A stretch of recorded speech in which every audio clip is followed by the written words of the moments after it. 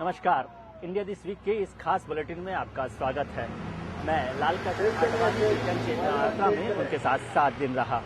इस दौरान बिहार, उत्तर प्रदेश और मध्य प्रदेश में उन्होंने दौरा किया और इसी दौरान मैंने लालकृष्ण आडवाणी और उनकी बेटी प्रतिभा आडवाणी से बात की।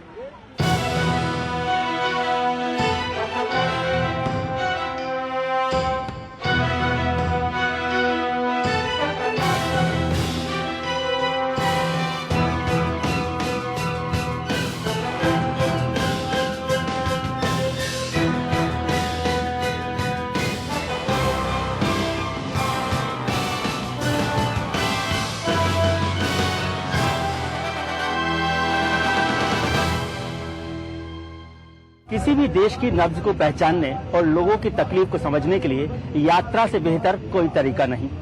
मेरे साथ एक ऐसी शख्सियत जिन्होंने एक बार नहीं 5 बार यात्रा की है। बीजेपी के वरिष्ठ नेता LK आडवाणी, जिन्हें लोग आमतौर पर रथ यात्री कहते हैं। आडवाणी जी, आपका बहुत बहुत स्वागत है NDTV इंडिया पर।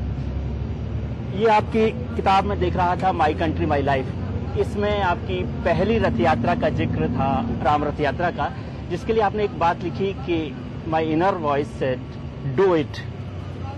रथ यात्रा के लिए वो इनर वॉइस थी। आज जो भ्रष्टाचार के खिलाफ सुशासन के लिए आप यात्रा कर रहे हैं, इसकी क्या वजह आपकी रही कि अचानक आपको ये यात्रा करने का ध्यान आया? वैसे इन 4 दिनों में मैं अपने कुछ भाषणों में इस बात का जिक्र कर चुका हूं कि संसद का पिछला अधिवेशन जो कि 8 सितंबर को समाप्त हुआ,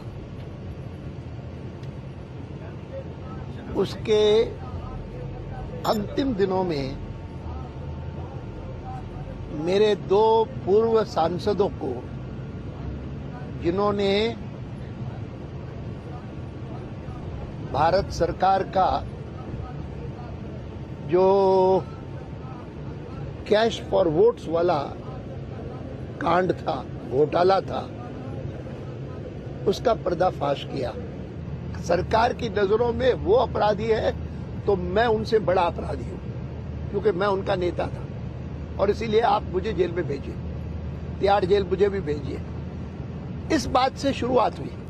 पार्टी अध्यक्ष से बातचीत कर चुका था, क्योंकि ये निर्णय कि मैं इस प्रकार का वक्तव्य दूंगा संसद में, वो उनसे बात हुई थी और मैंने उनको ये भी कहा था कि मैं तो इस मत का हूं कि इसके बाद मैं एक यात्रा करूं।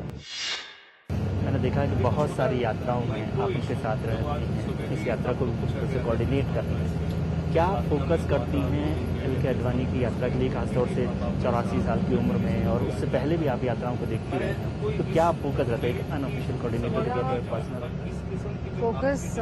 कोई ऐसे व्यवस्था पर नहीं रहता जो पार्टी जिसका कर रही है प्रबंध, पर हाँ, एक बेटी के नाते मेरा सारा फोकस रहता है कि वो सही खाना खाएं, उनको रेस्ट मिले, उनकी दवाइयाँ अगर कोई हैं, गला खराब ना हो, छोटी छोटी चीजें ये उनके आगे पीछे वैसे घूमने की आदत है मुझे। आप अभी यात्रा के दौरान अपने भाषणों में बार बार इस बात का जिक्र कर रहे हैं कि ये कैबिनेट आजकल बहुत दूर नहीं है कि तिहाड़ जेल में होने लगे। भ्रष्टाचार के उदाहरण भी हैं, कई मंत्री और कई सांसद भी जेल में हैं। तो और भ्रष्टाचार का जिस तरह से आपने पूरा जिक्र किया, क्या आपको लगता है कि आजाद भारत की ये जो सरकार है, मौजूदा सरकार है, वो सबसे करप्ट सरकार है और मनमोहन सिंह जो हैं उस करप्ट सरकार के प्राइम मिनिस्टर हैं, मोस्ट करप्ट गवर्नमेंट? मुझे इसमें कोई संदेह नहीं लगता, क्योंकि मुझे नहीं पता। एक बार नरसिंह राव के समय कुछ MPs को कुछ को खरीदा गया था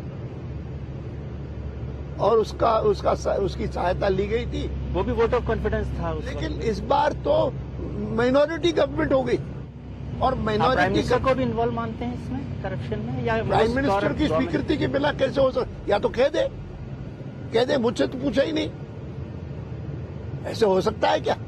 इतना ही नहीं तो मैं तो ब्राइबरी एक ऐसा अपराध है कि कोई खुलेआम नहीं करता।